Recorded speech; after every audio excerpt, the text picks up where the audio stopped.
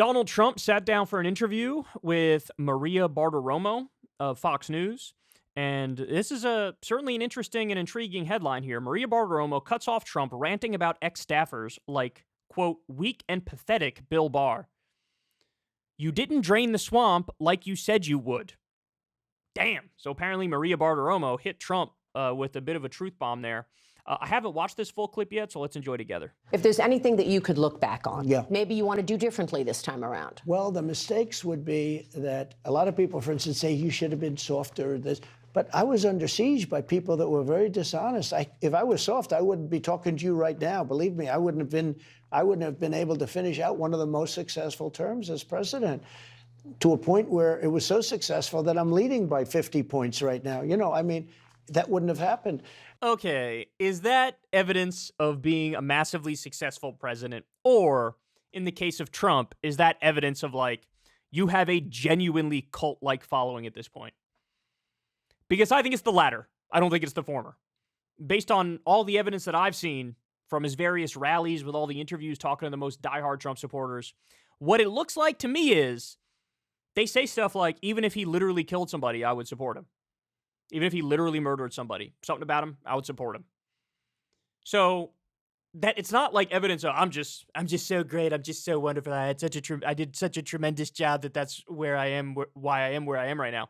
No, it's the vibes, and it's the fact that you trigger the libs, and you've built a cult-like following. That's why you're leading by as many points as you're leading by. But anyway, I digress. The mistake would be people. I mean, I wouldn't have put a guy like Bill Barr in. He was weak and pathetic. I wouldn't have put Jeff Sessions in.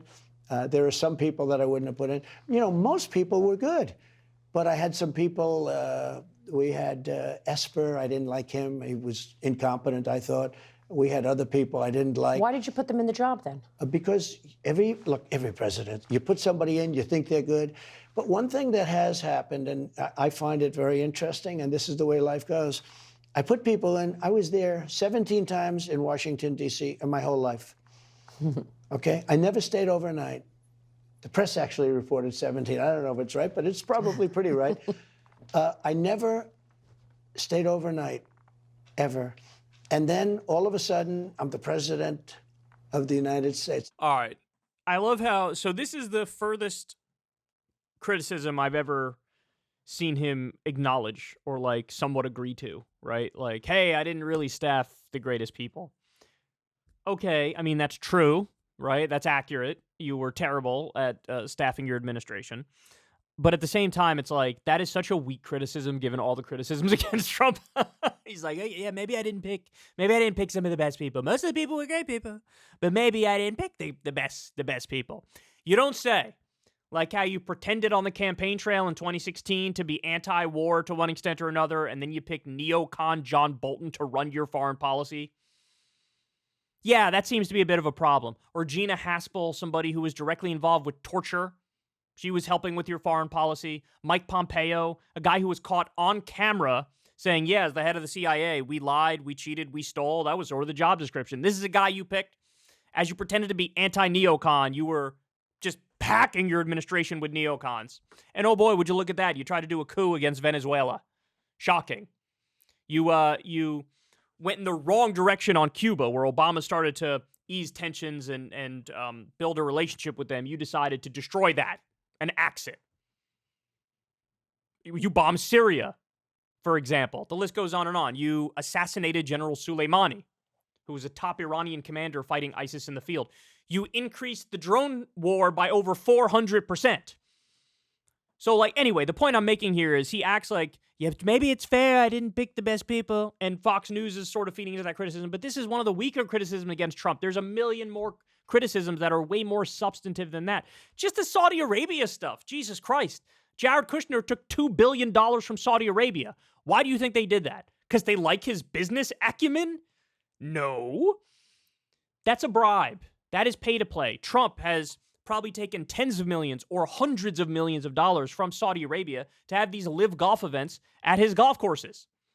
This is a guy who didn't even, give Saudi Arabia a slap on the wrist when they murdered and dismembered and chopped into pieces a Washington Post journalist, Jamal Khashoggi. This is a guy who vetoed a resolution that would have stopped U.S. support of the Saudi genocide in Yemen. He said, no, I veto that. I am pro-genocide.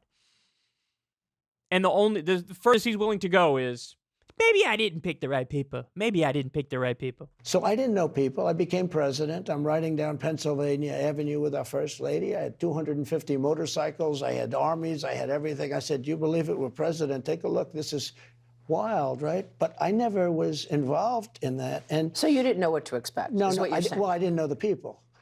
I know the people now better than anybody's ever known the people. I know the good ones, the bad ones, the dumb ones, the smart ones. Well, you didn't drain the swamp like you said you would. You didn't drain the swamp. I did. I fired Comey. I fired a lot of people. A lot of the people I fired. I fired Comey very early. And, you know, there was a question as to whether or not you could. But I fired Comey. If I didn't fire Comey, I don't think I would have been able to serve out my term. Because that was a plot. So she says it to his face, you didn't drain the swamp, but his reaction is, actually, yes, I did. I did. No, when somebody says drain the swamp, how is that interpreted? It's interpreted as end the corruption in Washington, D.C. Did Trump end the corruption? Did you hear everything I just said about Saudi Arabia? Did you know that Donald Trump took over $1 million from the predatory payday loan industry for his inauguration, and then the second he got into office, he dropped all the lawsuits against them, and he removed the regulations that were about to go into effect against them? Did you know that? Does this sound like a guy who drained the swamp? A guy who absolutely dismantled the Consumer Financial Protection Bureau, which, by the way, had returned tens of billions of dollars to defrauded Americans? He dismantled it.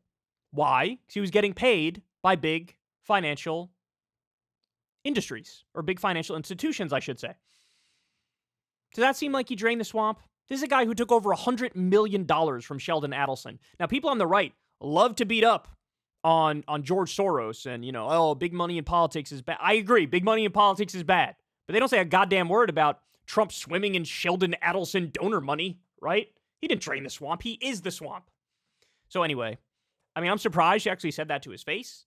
But then again, it sort of is in the midst of this softball back and forth where my biggest flaw, it's like when you go for an interview and somebody's like, you know, my biggest problem is that I'm too nice, bro. My biggest flaw? I'm just too kind to everybody around me and stuff, you know?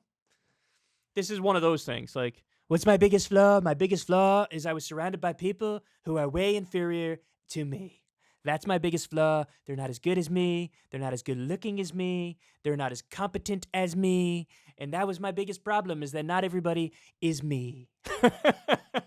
Okay, man. Okay, we got you. Hey, y'all, do me a favor and like and subscribe. It helps out big time in the algorithm. Click the bell as well for notifications when videos drop. And watch that video on screen right now. You know you want to.